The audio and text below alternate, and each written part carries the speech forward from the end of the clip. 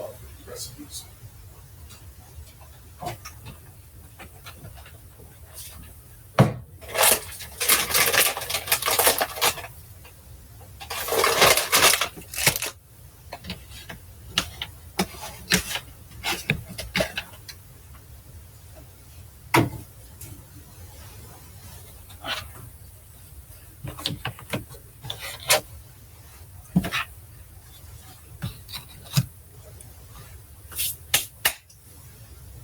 Opa.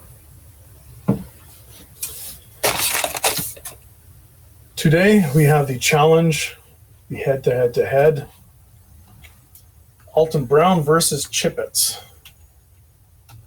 Whose cuisine will reign supreme? Now, since the Alton Brown cookies require that we have a 1 hour-ish of a chilled batter time, that's just so that the cookie dough itself sets. Most cookie doughs, especially the fattier ones, you're better off chilling. And there's a little bit of trivia here. The recipes for chocolate chip cookies almost always specify ungreased baking sheet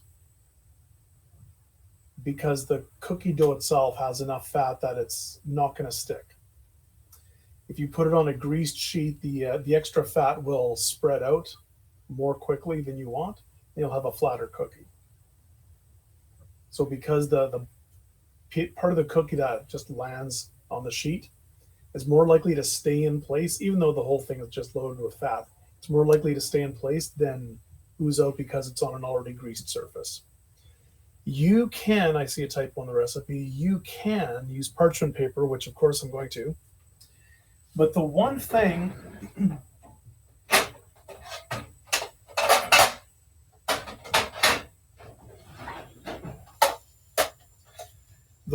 that's a little weird that I'm going to do,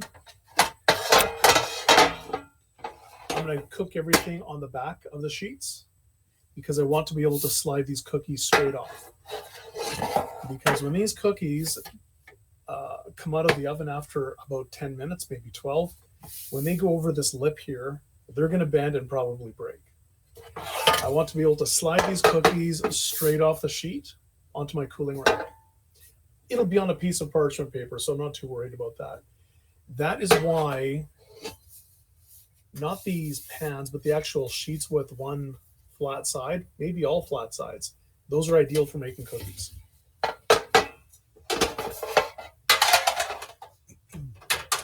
Now I'm just going to do a half batch of the Chipits version because I don't want to make 4 dozen cookies. I mean, who am I kidding? I shouldn't make 4 dozen cookies. So I'm going to need around 2 cups of butter. This has been out at room temperature. It's not quite soft enough, so I'm going to slowly melt this while I measure my ingredients.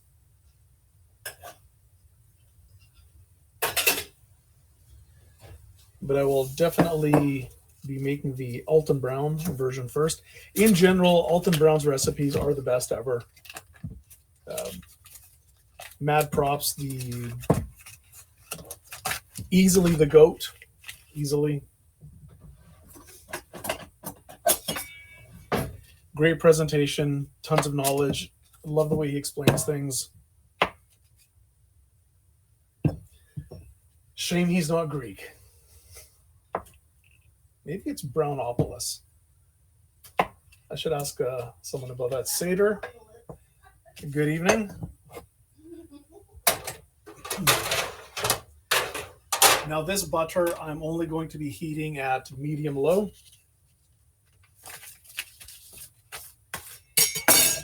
Normally, I would recommend keeping one of these foils with butter on it, but I already have half a dozen of these in my refrigerator, so I'm just throwing this out. But these are great if you ever need to grease a pan, which we explicitly don't want to do today.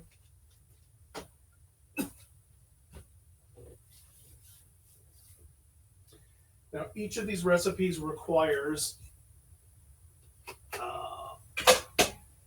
between 2 and 3 bowls, which is annoying.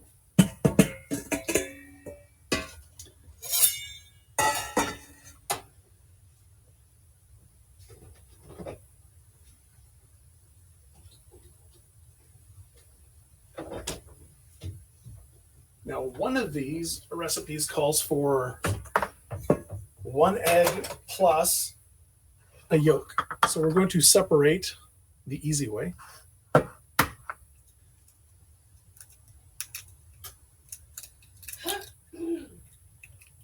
There's 2 ways to separate an egg the easy way. You can either just transfer the egg yolk back and forth a few times, or you can just do this. Pour the whole thing into your hand, loosely separate your fingers, give it a little jiggle, separate it.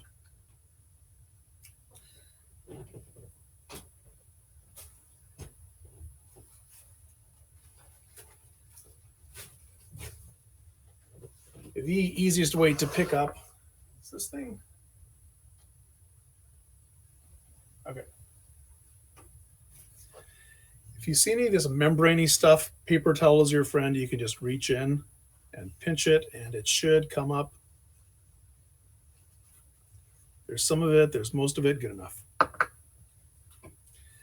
Yes, I assume that was Raven. We say, excuse me, hi as well.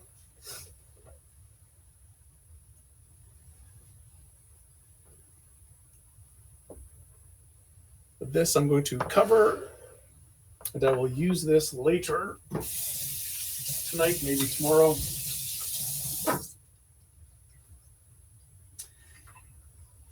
On the recipe page of the blog post for today, there's 3 recipes. There is the Alton Brown chocolate chip, ultimate chocolate chip, chewiest, chocolatiest chocolate chip. And below that, we have the Chipits, Canada's homegrown,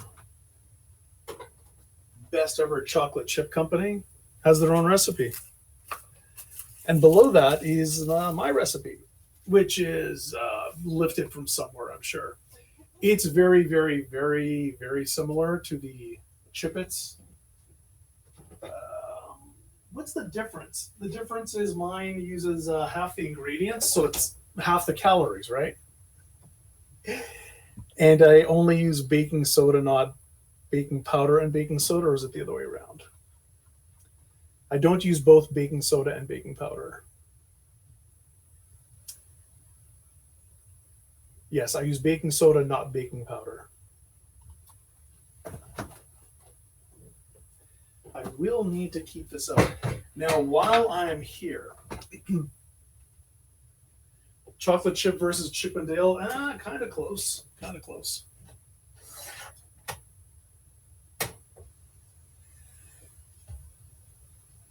One of the best things you can ever do with chocolate chip cookie dough, other than eat it with ice cream or just straight out of your bowl, I like to roll mine up in a pretty thick log, like 2 inches in diameter, roll it up tight in plastic wrap, and leave that in the fridge. Because then whenever I got a hankering for some freshly homemade, home-baked, and freshly baked cookies, I can just chop off a couple of discs, turn on my toaster oven to 375. After 4 or 5 minutes, it's preheated.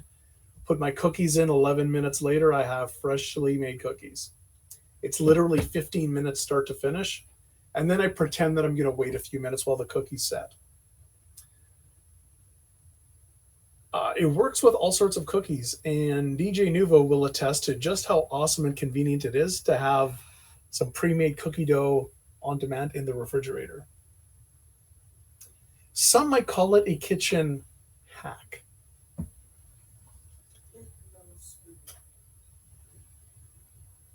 Why? It's kind of a hack. Okay, I need 1.5 cups of bread flour. And here's the interesting thing. And I was wondering about this a while ago.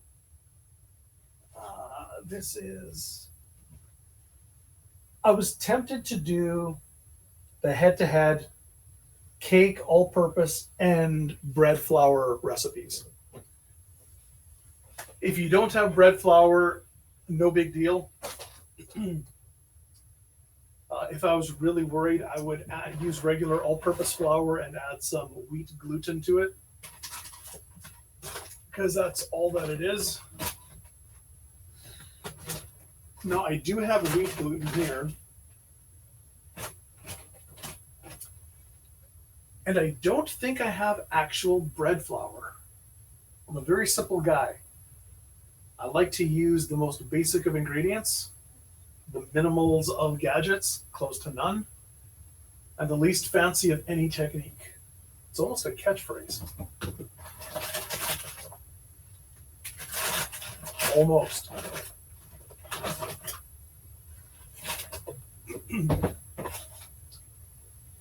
I'm just going to stick with regular flour today. That's unfortunate, but here we are. The difference between all-purpose flour and bread flour is about 2% protein, so I could add a little bit of what's smelling over here. It's probably the element. Oh, no, the something from the stove. I could add, like I said, some wheat gluten to increase the protein level of the flour. Like cake flour is normally under 8% protein. All-purpose flour is in the range of like 9 to 11, give or take. And anything above that is bread flour. The protein in your wheat determines how much gluten you can form. Gluten is the stuff that gets all stretchy and elastic and traps the bubbles from the yeast or whatever your leavening agent is. It makes for a chewier dough. So using bread flour will allow for a chewier cookie. We're going to be comparing apples to apples today, though. We'll just use the regular flour.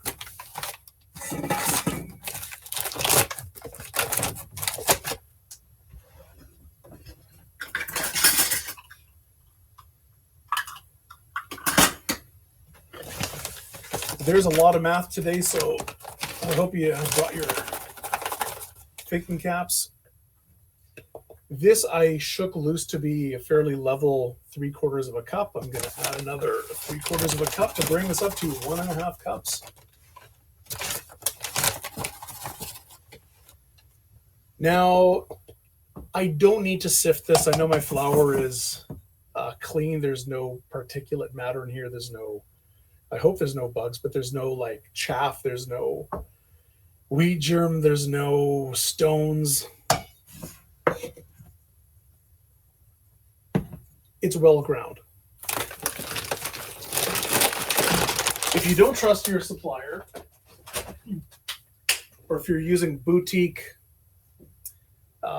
wheat, you might want to sift it. It doesn't hurt.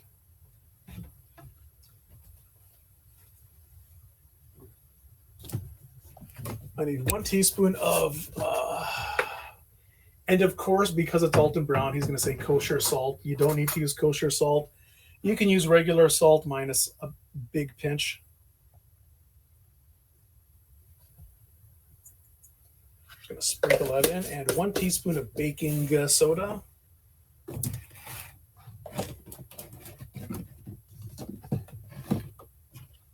Please ignore the double G's.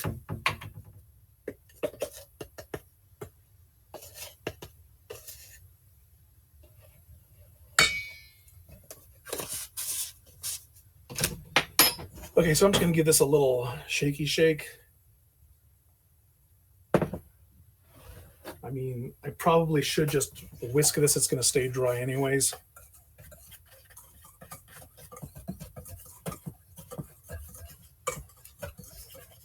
I don't want any clumps of salt in my dough. I want it fairly spread out consistently through the dough, especially the baking powder. I don't want any clumps of that stuff either. Okay.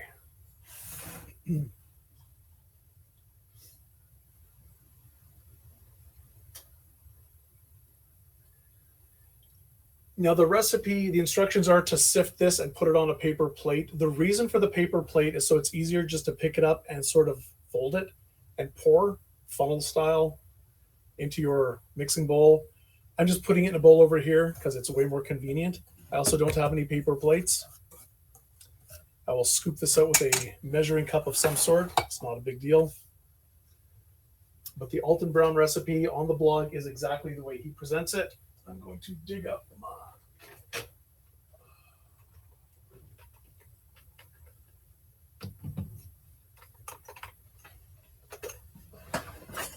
hand mixer. If anyone is dealing with arthritis, my condolences. Do not ever move to Winnipeg, especially this year. We have gone from 40 below to above freezing six times in the last 8 weeks. Yeah. Bullshit. 8 or 9 weeks. It's less than ideal, that's for sure. Okay. I need the butter in the bowl of my stand mixer. Of course, I don't have a stand mixer. And even if I did, I wouldn't want to use it on the stream because most of all y'all don't have a stand mixer. I keep the gadgets to a minimum. Just a normal electric mixer is all you don't even need that. You can get by with a spoon. But I'm lazy. I have one of these. You probably have one of these. We'll stick with that. Seder, the weather is ridiculous. And that's why I took a month off of streaming. I thought it was better. It's not good. It's not good. Okay, so meanwhile, in another bowl, I need the butter in here and the sugars and beat them with my paddle mixer. Now, the sugars are 1 cup of light brown sugar and 1/4 cup of regular sugar. And in my world, sugar is sugar because, I'm actually running dangerously low on sugar. That's not good.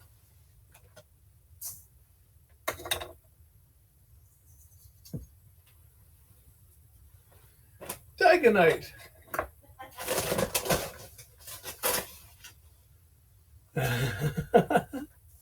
No, you did not miss anything. 1, there's 2. There's 3, and my 4th 1/4 cup. And just a pinch more because of rounding error. Because I refuse to buy brown sugar, because it's a scam.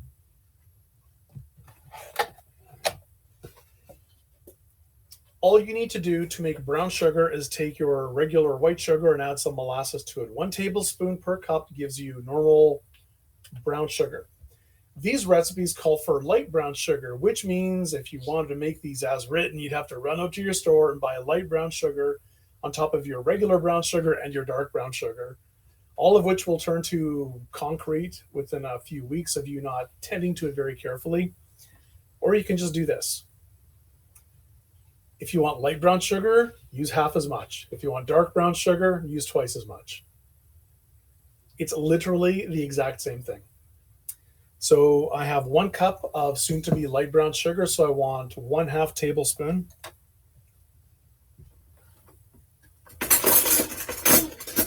The precision you're about to see will be mind-blowing. You know what? I'm actually going to measure this. I'm not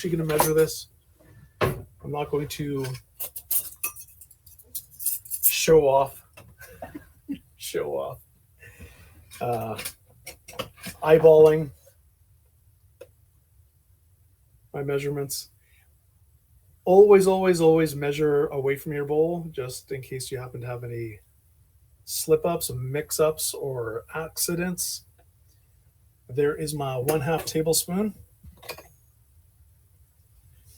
Now, for some reason, I keep putting my brown sugar, my molasses mix, in with my regular sugar, when in fact, I should put this in with my butter, with my liquids.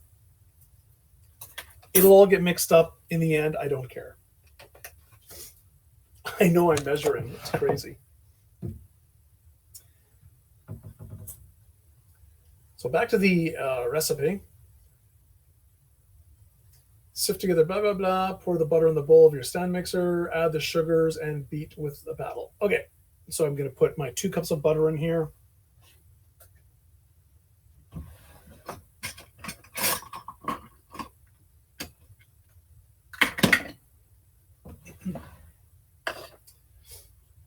want to make doubly sure that this recipe is 1 cup of butter. Okay. Measuring this away. 1/2 cup of melted butter. The other recipe calls for a softened butter, so the stuff that's not melted is good enough. Softened. As opposed to soften. Soften. Okay. You're a weirdo.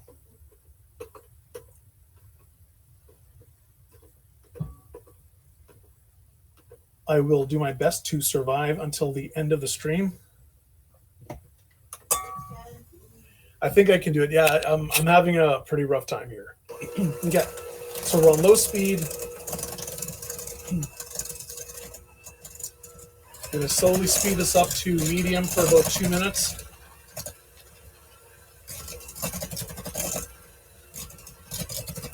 And this is just going to cream together the sugar and the butter. So while that's doing its thing, I know I'm not going to get all fancy here.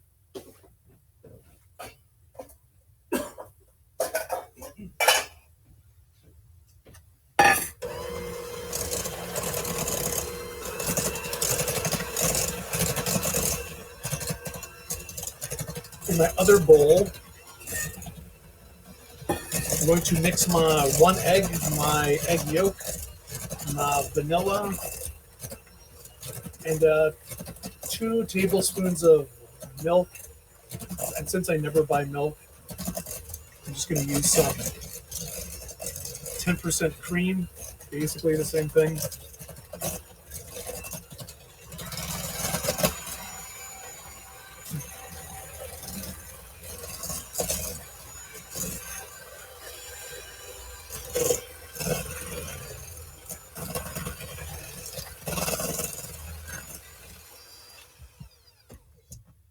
Okay, that's a large egg.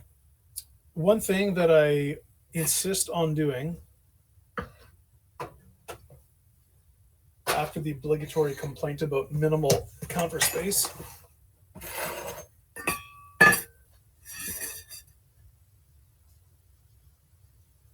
so here's my egg yolk that I separated a few minutes ago. It's always easier to separate your eggs when they are cold, when they're chilled. But for mixing your eggs, it's easier if they're at room temperature. Some recipes call for separated room temperature eggs, so I do recommend that you separate them when they're still cold. If you live in a country where you refrigerate eggs, we call that the civilized world.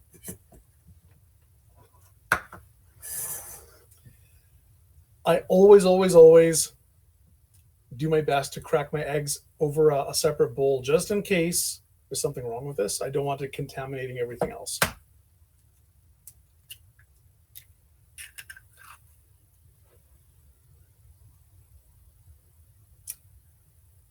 Decent quality eggs today.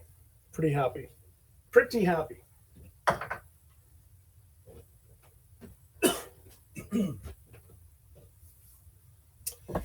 I need 1.5 teaspoons, I believe, of some vanilla.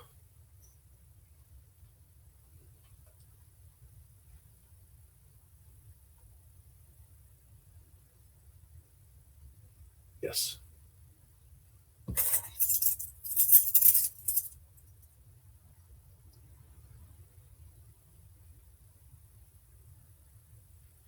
One and a half teaspoons is 1/2 tablespoon.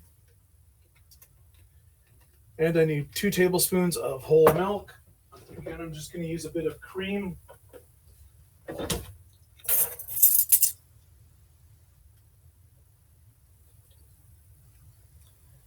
One tablespoon. 2 tablespoons.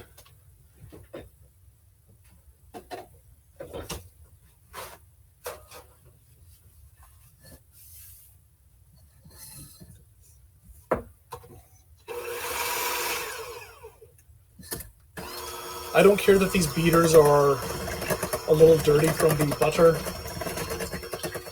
I'm pretty sure it's not 4 cups of vanilla.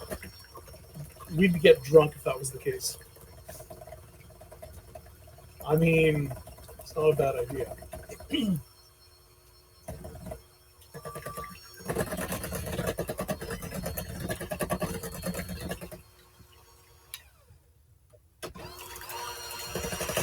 You want to whisk your eggs together enough so that you don't see any bits of egg white. You want a perfectly smooth mixture. A bit of bubbles is fine.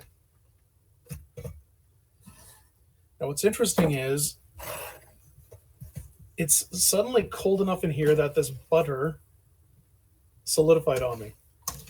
Normally, I have to worry about the place being too hot.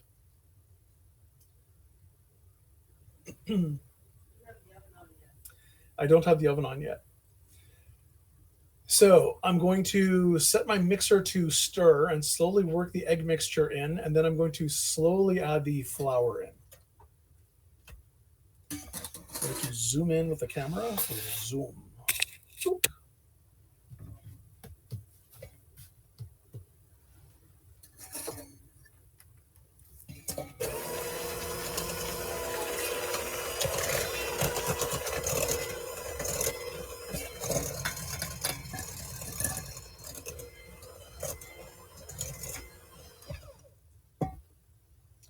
And one thing that's always bothered me is how nobody addresses how much of your ingredients get stuck to the bottom of your bowls.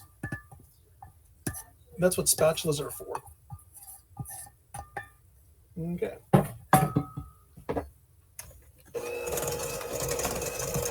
So I just want this to mix up nicely. I should be scraping down the side of the bowl once I start adding the flour in.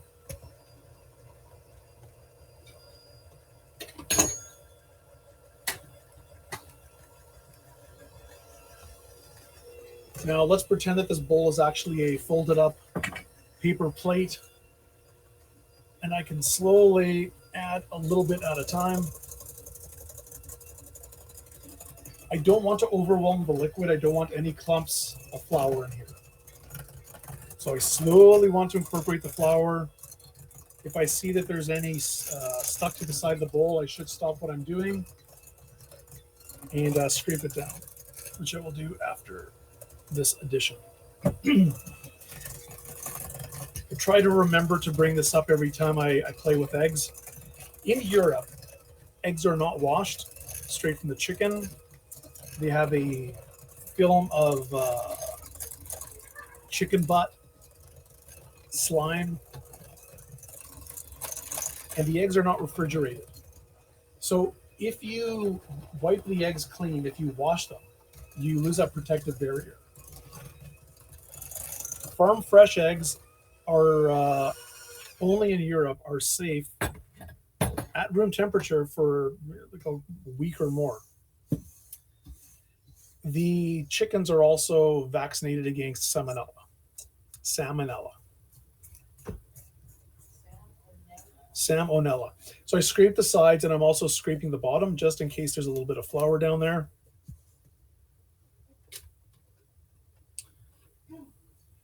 So in Europe, eggs on the counter, normal. In North America, eggs from the refrigerator, normal. In Europe, you can take your unwashed eggs and put them in the refrigerator, and I guess there's no problem. But in North America, you should not take your washed eggs and leave them on the counter because they will go bad very quickly.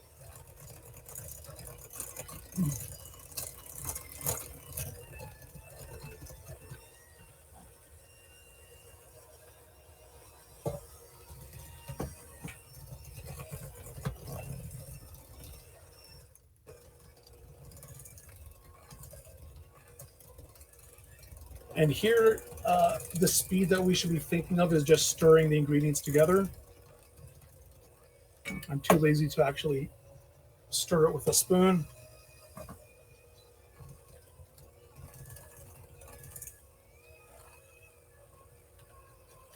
And once the flour is worked in, I'm going to add my chocolate chips and chill the dough for an hour-ish.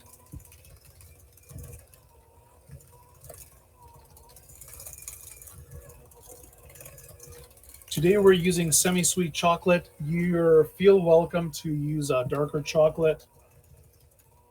It's milk chocolate today, yeah. You can use semi-sweet, you can use darker chocolate, you can use something more bitter. Heck, you can use Smarties, use whatever you want. But the recipe calls for milk chocolate. We're going to use our Chipits. And again, 1.5 cups of this.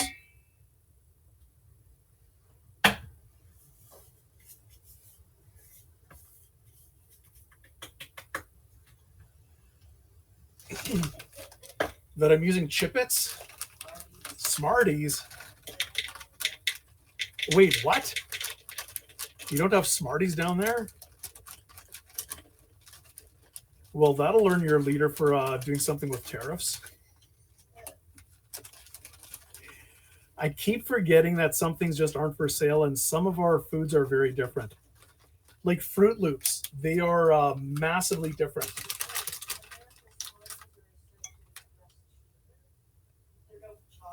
Is there no chocolate in your Smarties?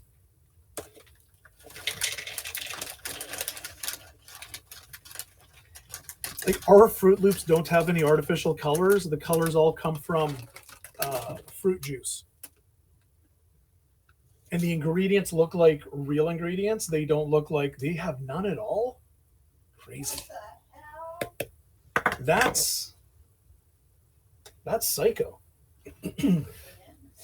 That is psycho boofer bananas. Here I'm actually going to stir this up because I don't want to break apart any of these chocolate chips.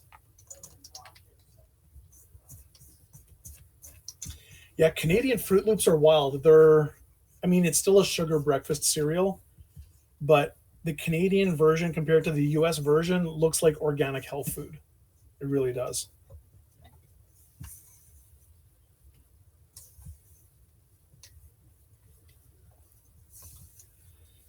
Okay, so here we have a whole lot of chocolate chips.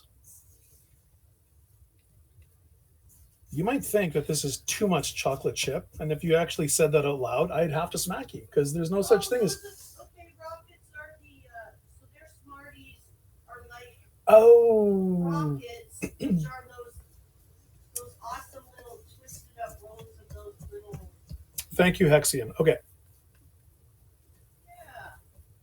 Yeah. Hexians are our local trader. I also did not ever know that. Okay, so taste test.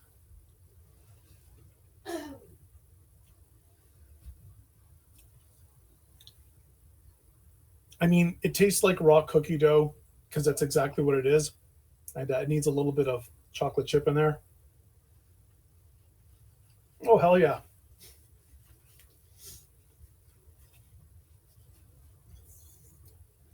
Okay. I'm not going to bother covering this. There's almost no moisture in here. It's all fat, a little bit of milk. I don't care. And the egg. Butter, I guess. I'm going to refrigerate it for an hour. You can cover it if you want. I don't think it's necessary.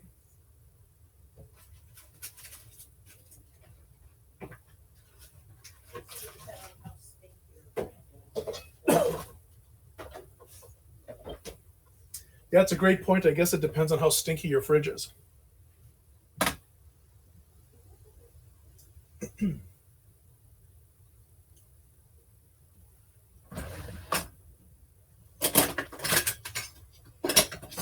Today's scooping will be done with this.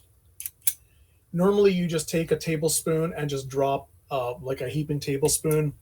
I'm going to level this and drop it. This is like 2 tablespoons, like 2 level tablespoons. So I will be using this gadget today, but normally you just take pretend this is a tablespoon, not a teaspoon. Just take a scoop and drop it down on your baking sheet. All roads lead to Rome.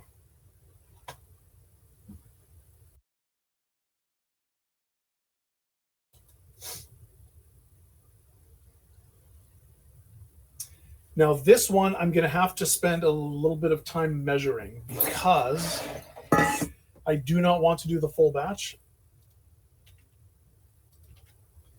All the recipes are on the blog over here. So I need 2 3/4 cups of all-purpose flour.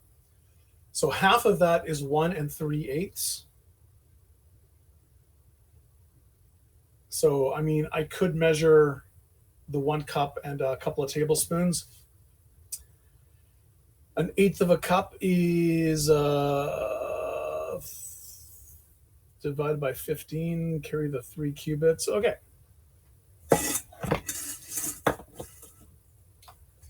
Let's go to measure this out now.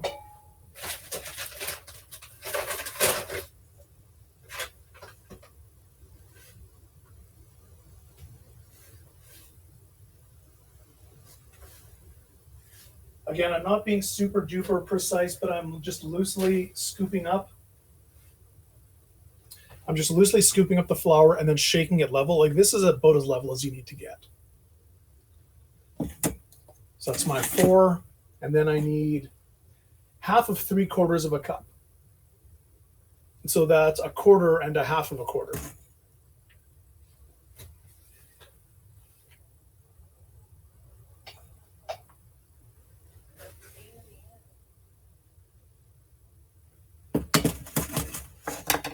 Yes, 5/8. I'm just going to mix together the dry ingredients. I need half of a teaspoon of baking powder and baking soda.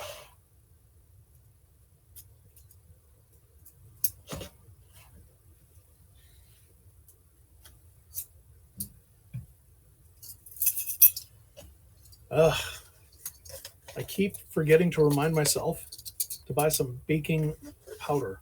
I'm dangerously low. By dangerously low, I mean I have like half a cup left.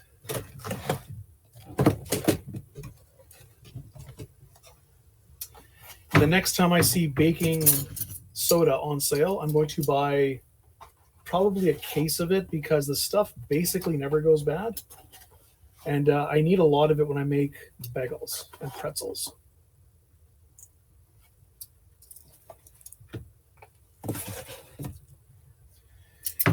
Or when I want to make extra crispy potatoes. Now, the recipe calls for using salted butter. Because I used unsalted butter, to turn my unsalted butter into regular butter, you use half a teaspoon of normal salt per cup of butter. I think I made a blurb about this on the blog post.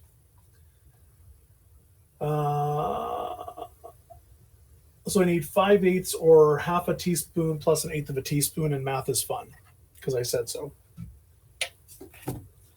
The Chipits recipe does not call for kosher salt.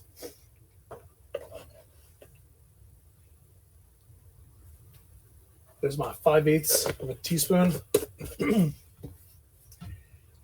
You know, there's even for things like office supplies, Costco, you really need to know your prices. Like printer paper, Costco used to be the best place for me to go to, easily.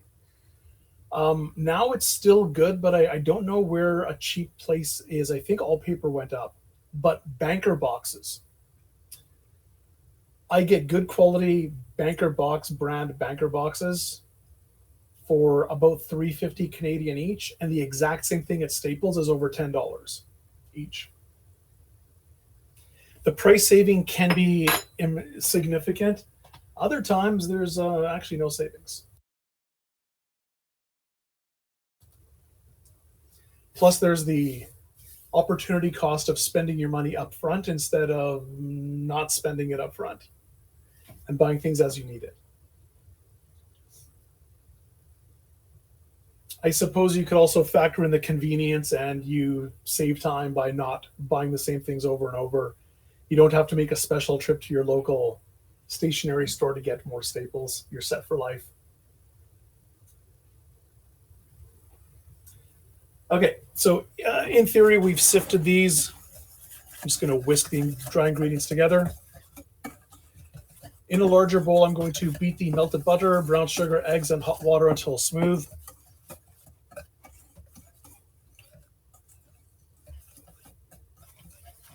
I'm not sure why it calls for hot water instead of just using more butter. I think that's a mistake. know what? I need to heat up that butter a little bit.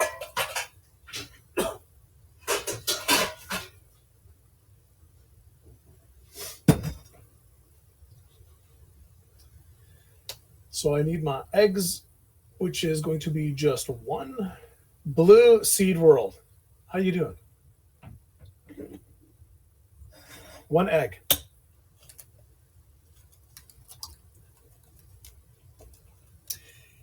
If your eggs are decent quality, you don't really need to worry about how you crack them. You can just throw them into a bowl, and they shouldn't splinter.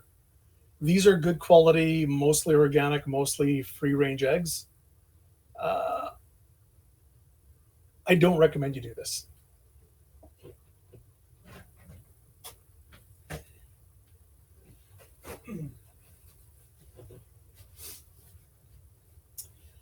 Blue, it's been a weird couple of months. The weather has been fluctuating a lot, and it's really bad for my arthritis. Especially bad for my arthritis.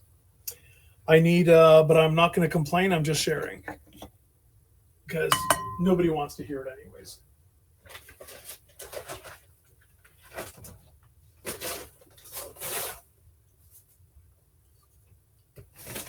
So I need 1 cup of lightly packed brown sugar. It's not the cold, it's the change in humidity. And we've gone from a dry 40 below to a moist above freezing at least 6 times since the middle of December.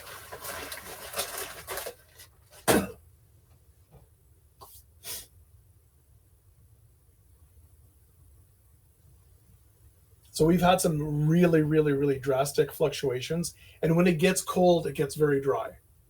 So my place gets really dry. And if I did go outside, I would go from dry warm to dry cold. And then my car is moist cold. And then it becomes moist warm. And then I go to cold dry to warm dry, lather, rinse, repeat. It's not good for me. It is not good for me.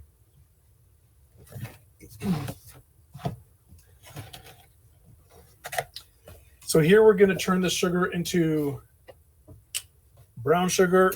Again, we're going to add 1 tablespoon. Yeah, it'll be fine. This year seems to be worse than other years, like a lot worse.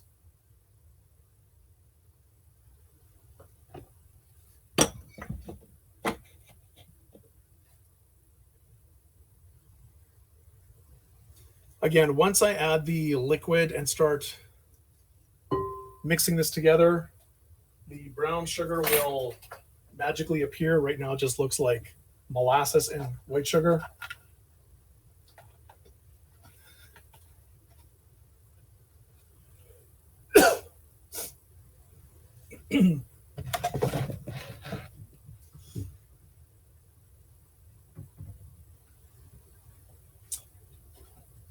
And I need half of 3/4 of a cup. Ugh. So 1 1/2 quarter cups. I'm a mathematician. Just trust me on this.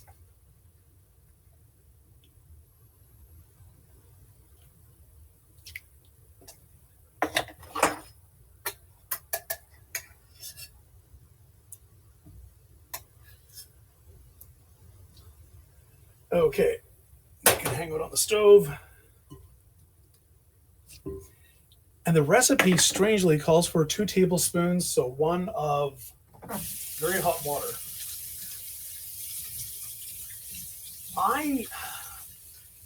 It's rare that I buy anything at all store-made, like pre-made.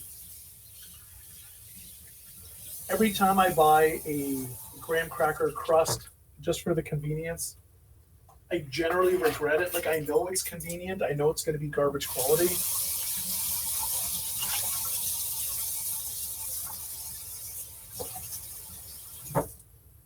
I'm better off just making my own.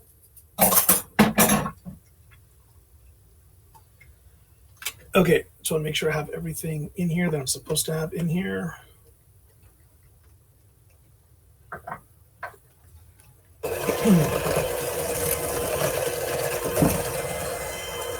In here, I have my melted salted butter, my 1 cup of packed brown sugar, my egg, my tablespoon of hot water.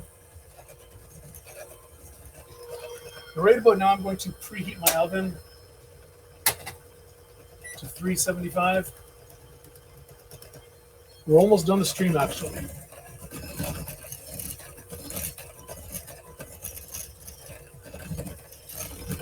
No, I wasn't even paying attention. Look how beautifully smooth and caramelly brown that is.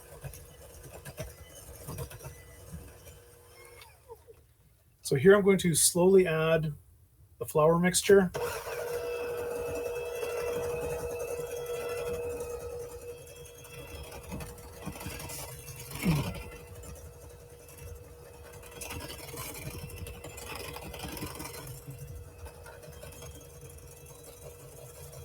I will scrape the bowl after this pass just to make sure that nothing's stuck. Blue, have you played the new Marvel Rivals game? Like, I can't handle watching it because I want to play it so badly. But I lost more than a month of productive time for my day job, and I have a lot of work to catch up on. So, minimal gaming for me.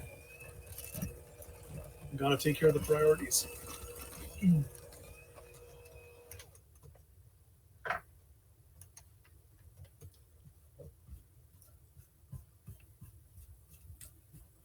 A lot of my friends from the Mech Arena community have slowed down their Mech Arena spending habits and switched over to the Marvel Rivals game. And it's not just because it's a free-to-play game. I believe there's a battle pass system there. They just like the game. It looks super duper fun. Plus, you get to play as your favorite characters. Like, how can you go wrong?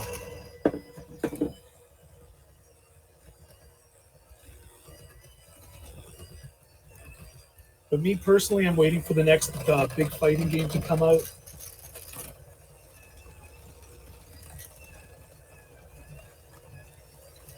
And then I will be all over that.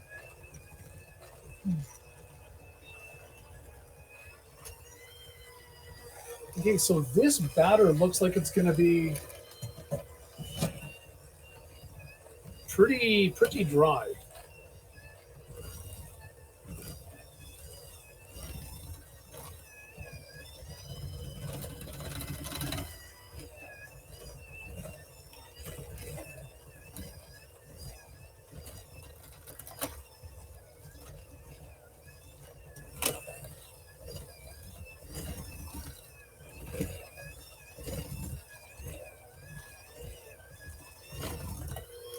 Okay.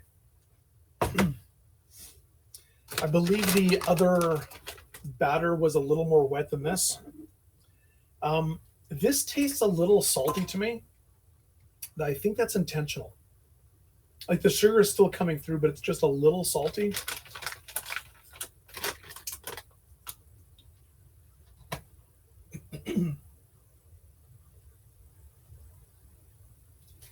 And I need 3/4 of a cup of chocolate chips.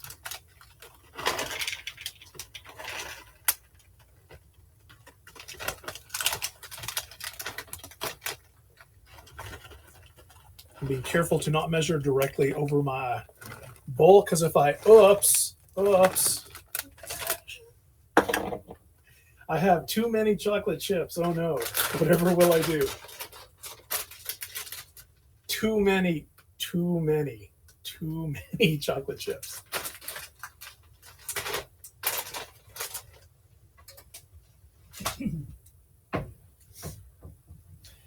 One fun ingredient that I've been playing with lately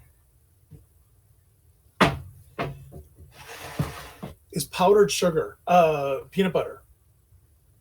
This is peanut butter powder. It has basically zero fat. It's all protein and some carbs, mostly starch, a little bit of fiber. This stuff is really neat because you can mix this in anywhere you'd want to add peanut butter, and it's way lighter on the calories because there's no fat. So you can reconstitute this with just water or cream.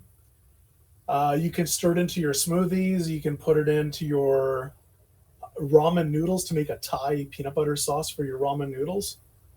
Big brain.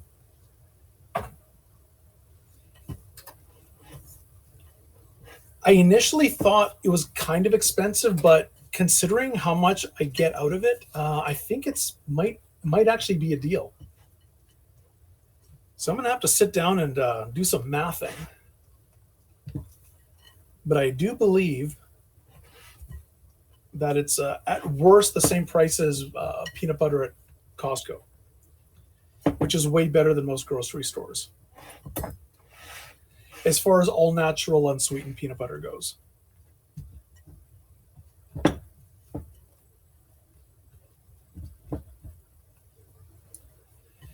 Yeah, this seems like it's just a touch dry, but I know it's going to hold its shape, right? Like I can easily roll this into a ball and it's going to hold its shape. It just feels a touch dry. Yummo. Okay.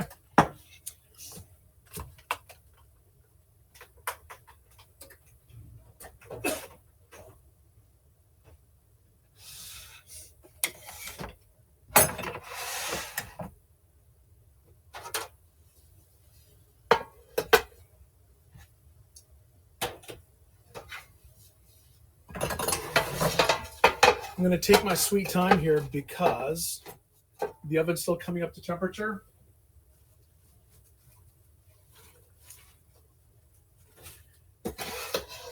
Please note these baking sheets are flipping over.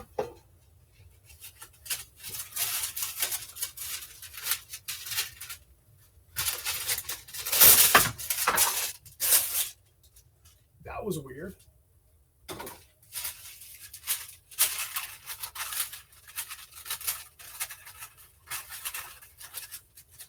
S05E08, thanks for the follow.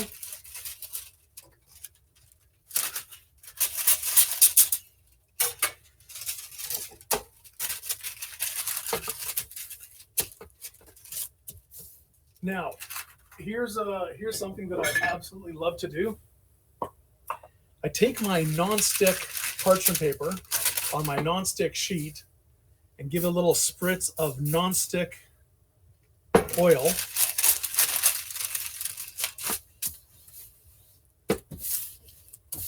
So the parchment paper stays in place. So just to recap, my non-stick sheet pan gets the non-stick cooking spray to keep the non-stick parchment paper in place. I don't know why I find that so funny.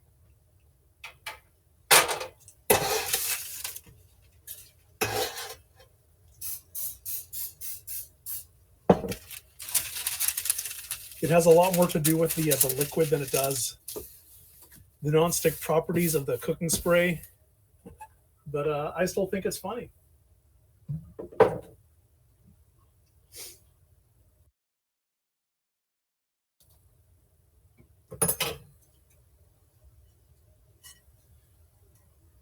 I'm going to hydrate in just a second. Okay, so this, I'm going to scoop out exactly 2 tablespoons. Boop.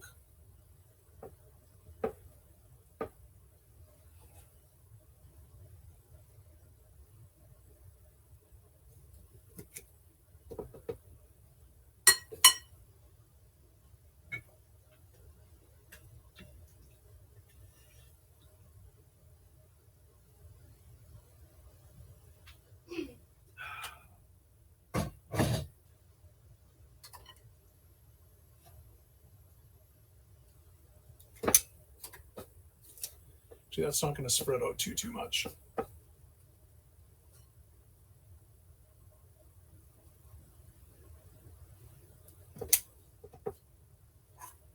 So I'm just going to make 6 of each. I know, what's the point, right? Or I could grab my, let's pretend this is a tablespoon, and just scoop it up and then just plunk that down. And like at a glance, can you tell the difference between these balls? Not really.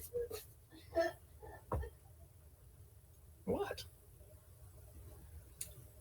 They're all about the same. Okay, so these are the.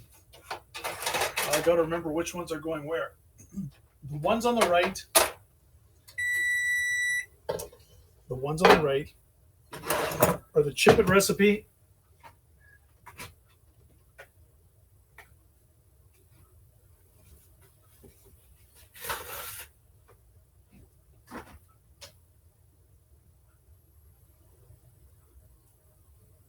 Don't mind me, I just need to throw away this super dangerous cutting edge.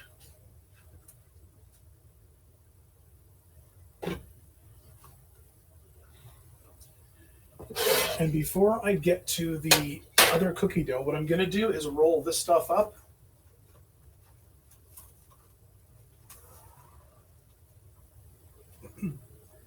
Now this cookie dough I could just pack in some Tupperware with a cling wrap, pressing down on the top, just so it doesn't dry out at all. But what I'm going to do here, I'm going to form this into a log and wrap this up in cling wrap.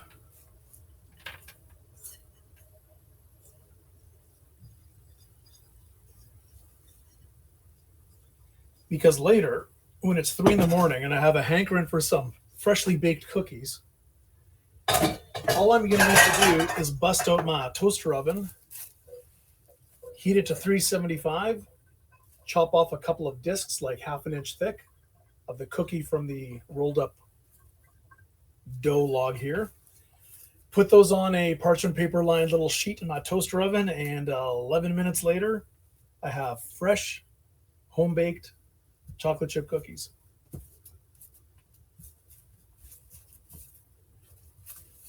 So this log I want to be very consistent.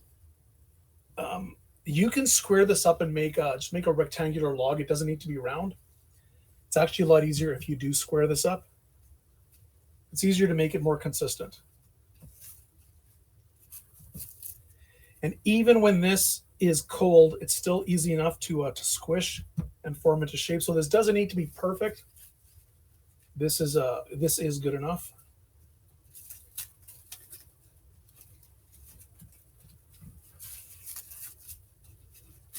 Tuck that underneath.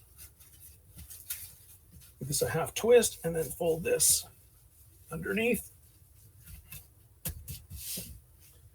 So this bad boy is good in my fridge for, it's not going to survive more than a couple of days, but this is good in the fridge for at least a week, In the freezer, properly wrapped up a month or two. But like I said, 3 in the morning, if I really want, I can just chop off like 1/2 inch, 3/4 inch, just plop that down in my toaster oven sheet. 11 minutes later at 375, I've got freshly baked cookies.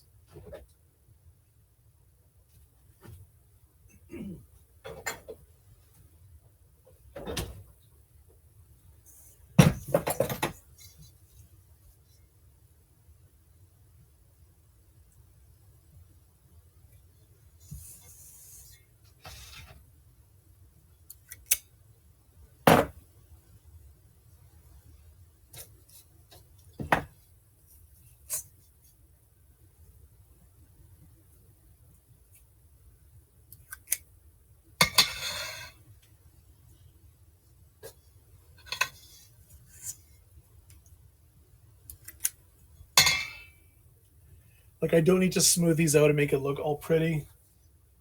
I'm going to, don't need to. I also don't need to put parchment paper on my baking sheets, but it will ensure that the sheets stay pristine, as clean as possible. I've used these sheets pretty darn regularly. I've had these for close to a year now. Most of them still look pretty darn brand new. My larger sheets don't, but that's because I tend to brown bones for bone broth or stocks. But it's mostly the bacon, because I do whole packs of bacon at a time. And that Caked on bacon. I mean, I could scrub it clean, but so far don't need to. So here's the Alton Brown ones. They're going on the left. We are looking, I'm going to take a good look at the cookies after 10 minutes. And again, if you missed it, the reason why I have these on my baking sheets upside down is so I can slide these off straight onto my cooling racks. Because if I had to, I will just demonstrate. These are both going in at the exact same time. Deep into the darkest depths of my oven. In 10 minutes, I'll take a look. So what I was saying was, if I was pulling my parchment paper over the lip of this tray, the cookies would bend. Because when they come straight out of the oven, even though they're properly cooked, they haven't firmed up yet. They won't firm up until they cool down a bit because of the butter. When they bend over the edge of the tray, they will break. Which is why cookie trays are generally flat on at least one side, so you can just slide them straight off. My baking sheets are coated on both sides. I'm pretty sure this works. And if you're using parchment paper, it'll work for you for sure at home.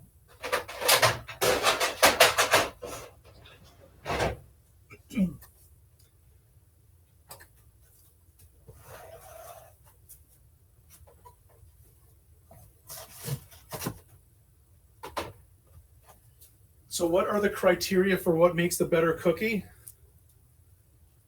That's a good question. What makes a good chocolate chip cookie for you? You want it chewy, you want it to have a good height, you want it to be like not fluffy, but you want there to be a bit of a chew to it, you want there to be a bit of height to it. Definitely sweet, definitely chocolatey. What else are we looking for? Yeah, we want it soft. We don't want it to be super crispy yet. But if you want a Chips Ahoy style cookie, just let them dry longer.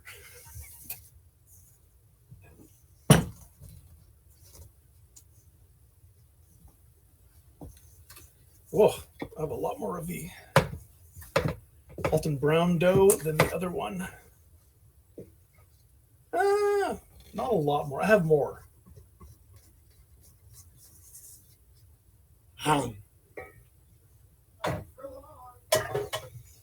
Not for long is right. Oh, that's good.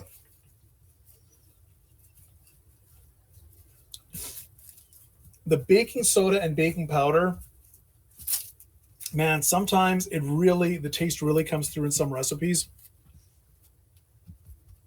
This one, it's borderline. And as you make bigger batches, you might want to adjust some of your ingredients. But if you're just making this as listed, you should be fine.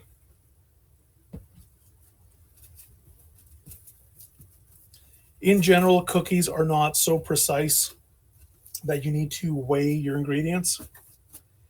I have volume measurements, not mass measurements. The only times that I really worry about mass for measuring is when I'm doing something very, very specific with dough for the hydration of different bread doughs, especially for things like baguettes or pizza dough.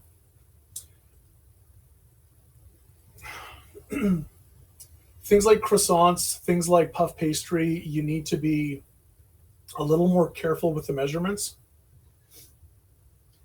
In general, things on the stovetop, you can be pretty darn fast and loose with measuring at all. And you can eyeball the heck out of it. For things in the oven, you should be a little more precise.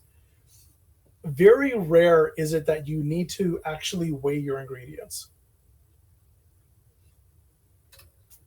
I don't know where that stereotype or that urban legend or that culinary legend comes from, that chefs are not precise enough to be bakers, or however people express that.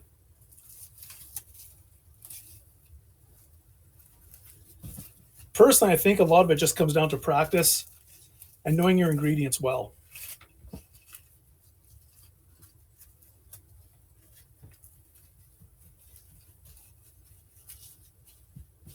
So I'm just tucking this in so it's nice and square.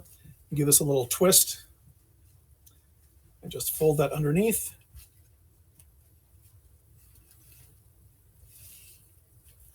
Here's my log of very easy to quickly turn into cookie dough. Also makes a great midnight snack on its own.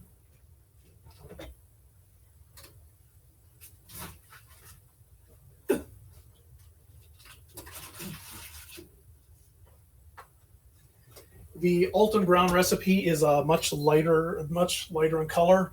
I'm going to get my cooling racks here. We have 5-ish minutes left. We're just going to let these cool down for 5 minutes, and then we will dig in. By we, I mean the two of us. And these eggs left out just in case. I'm going to leave them at room temperature. This will turn into supper later.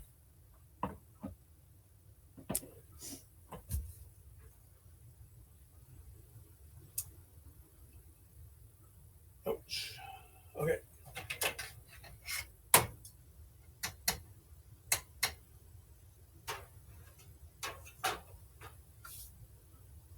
Any questions?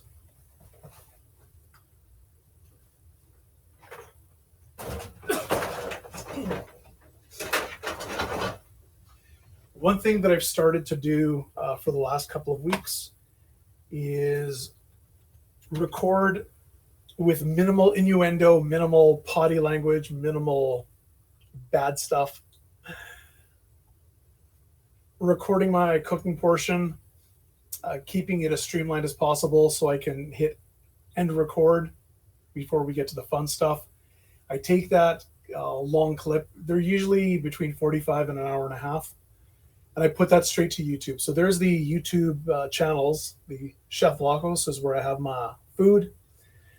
And the gaming, the Chef Lacos plays, I will be uploading a bunch of Mech Arena content soon. I've been saying that for the last, year. I personally don't like editing.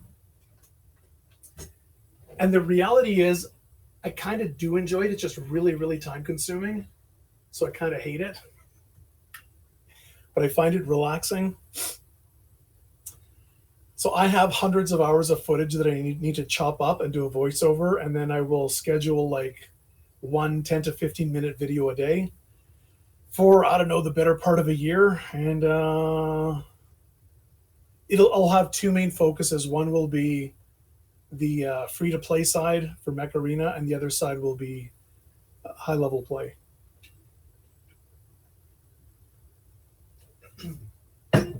High level.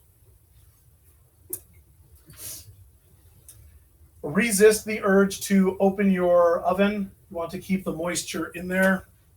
That's why there's a glass door on your oven. I did have the cookies a little close to each other. I don't care if they're touching. They're all going to make friends in my tummy anyways. Right?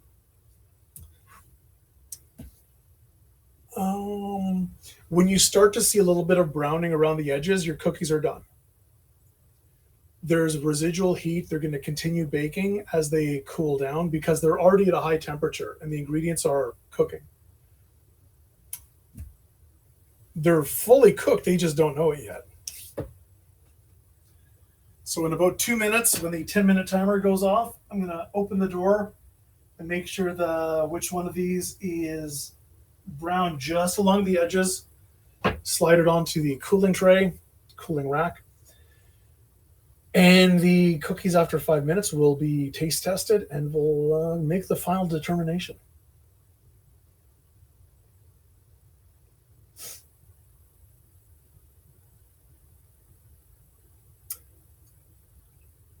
I'm thinking about Chips Ahoy cookies now. Who out there likes Chips Ahoy? Only if Nuvo's desperate. I don't think there's anything wrong with them. I just don't know if they're good. But loosely broken up into thirds or quarters in sugar cereal, that's the stuff.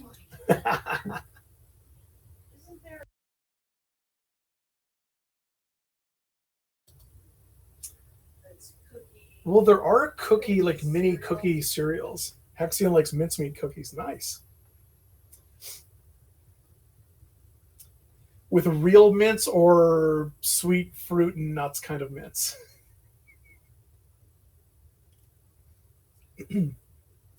It's kind of like in Greek, head cheese means literally head cheese, or it means almost any hard cheese. And the only way to know the difference is if there's any context. That's it. It's the exact same word. It has two completely different meanings. And if you go to like a deli and ask for some head cheese, like 300 grams of it, it's a crapshoot what you're going to get. Clima, welcome. Okay, opening the door here. I'm going to need both hands. Should have thought this through a little better.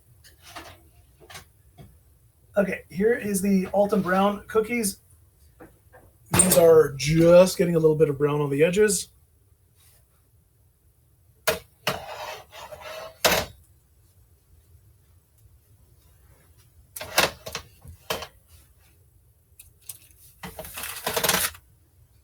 Huzzah, slid right off, and these didn't break. So that's exactly what we wanted. I will move this off to the side. Get my next Kool-Aid rack. Yoink.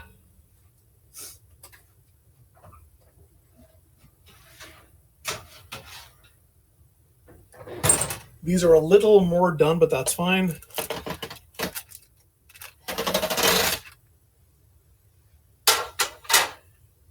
And these are the Chips Ahoy. You know what? I think the Chips Ahoy might be winning already. Chips Ahoy. Damn it. Chips Ahoy. I mean Chipits, as I've been corrected.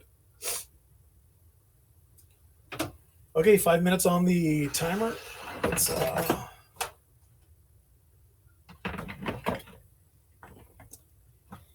we're going to just pan over these.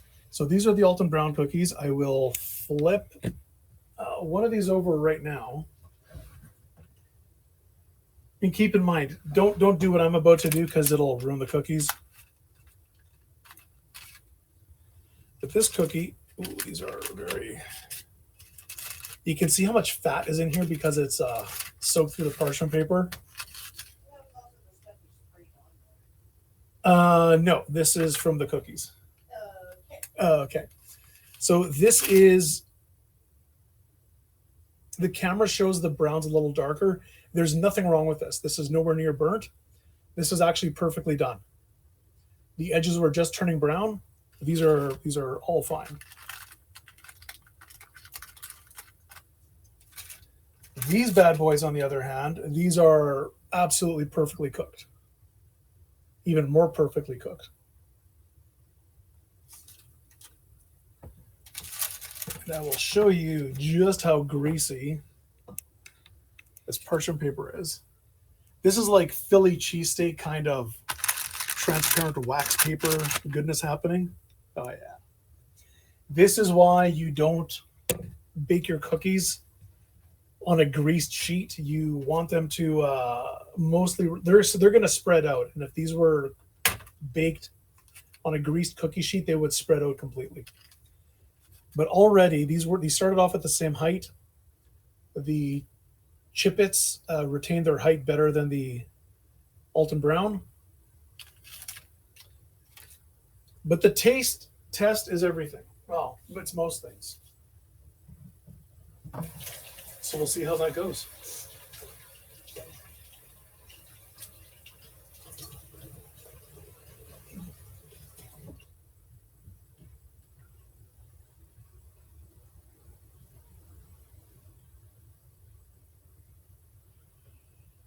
Two and a half minutes.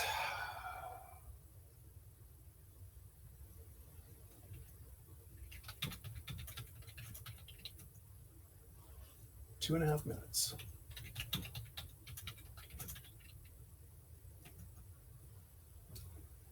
What's that saying? A watched cookie never cools. I think that's the saying.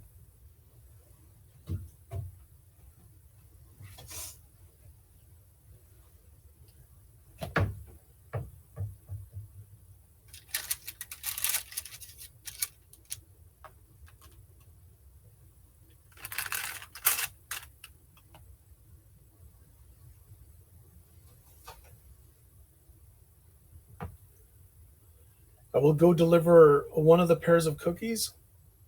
And speaking of delivering cookies, if you want me to deliver yummy treats like this straight to your mouth, all you need to do is which?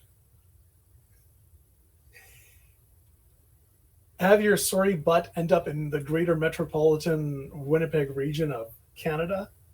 And before that happens, send a self-addressed stamped envelope to this guy, care of here, and I will hook you up with tickets, either to the green room, the casting couch, the dining room, or if you want, guest cook with or without me in the kitchen. The best place to get a hold of me and send that self-addressed stamped envelope is to the Discord. There's the links in the chat. If you have any requests for recipes for flavor, regional, ethnic cuisine, different profiles, different cooking techniques, pretty much anything, as long as the ingredients aren't too obscure or crazy expensive, I will simplify anything. This is not rocket science. It takes a little bit of practice, helps a lot. The first time you make something, it's probably going to look like not good. It should taste okay. The second and third and subsequent times you make it, it should look good and taste great. You'll also be saving a ton of money. Okay, we're at 5 minutes. I'm going to deliver these.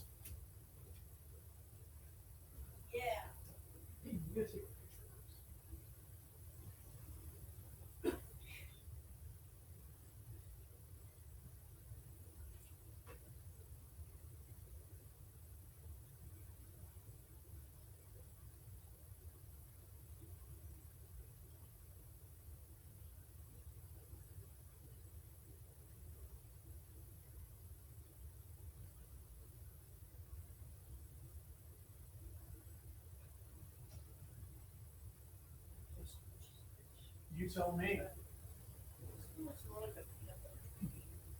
But there's no peanut butter. Texture, I know, but the texture. I'll take a bite of each and let me know. We have the hidden taste test around the corner.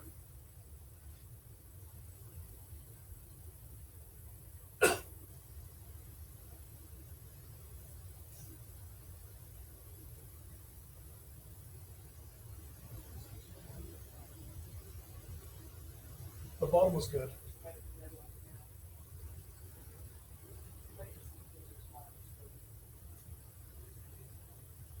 How's the flavor? How's the floofiness? How's the moistness, the chewiness, chocolatiness?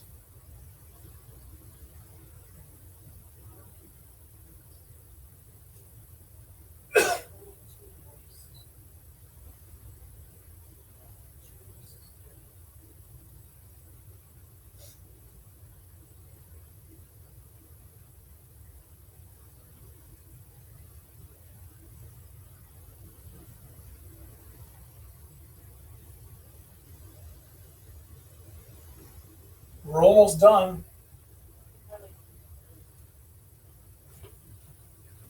Okay.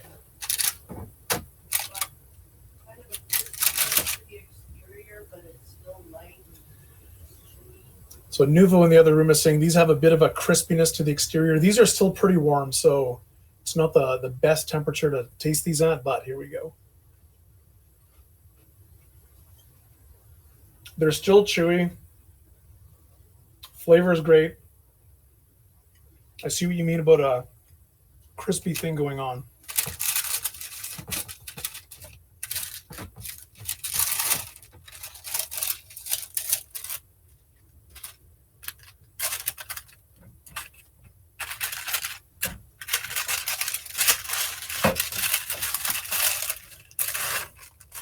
These would have cooled down a lot faster if I took them off the parchment paper.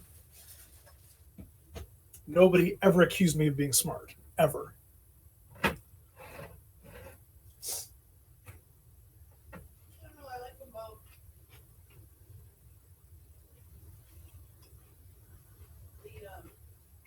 This one might be a little more buttery.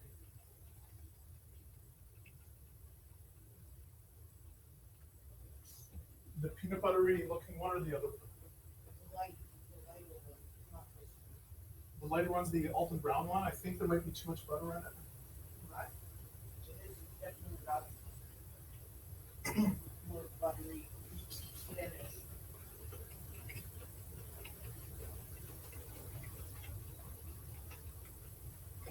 It's perfect.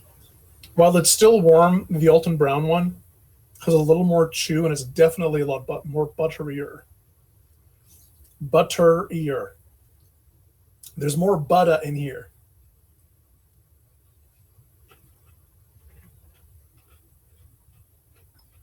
So far, Chipits is taking it.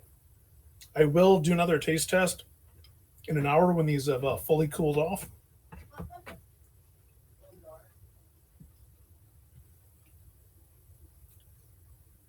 This burden I carry for you guys.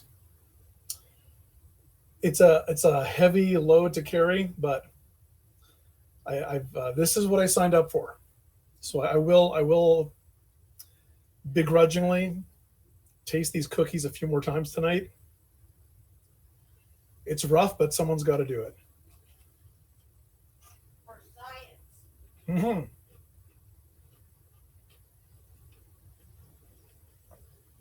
I suspect that Chipits recipe is going to win, though.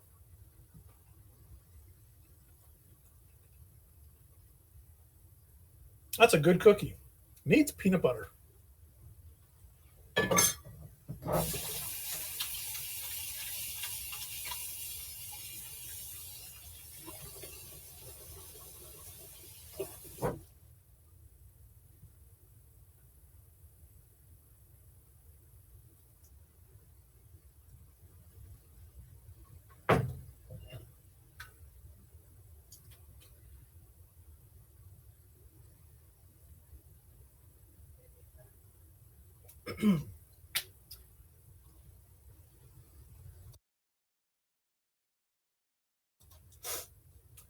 Okay, I'm going to reload my drink, and then we're going to wrap up the stream. I'd like to thank everyone for dropping by, hanging out, cheering me on while I make some cookies, all in the name of science.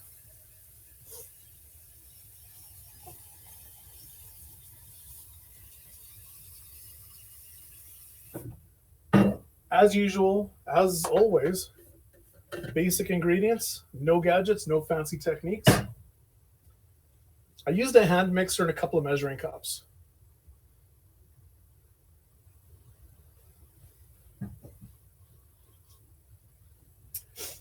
It really isn't rocket science. And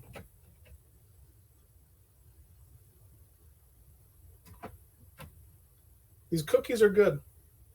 One of these days, I will work out the color correction on my overhead cameras, but for now, deal with it.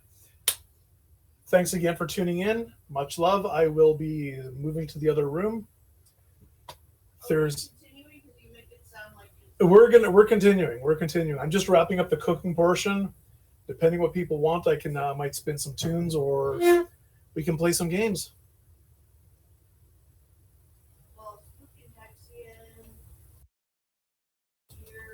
Opa.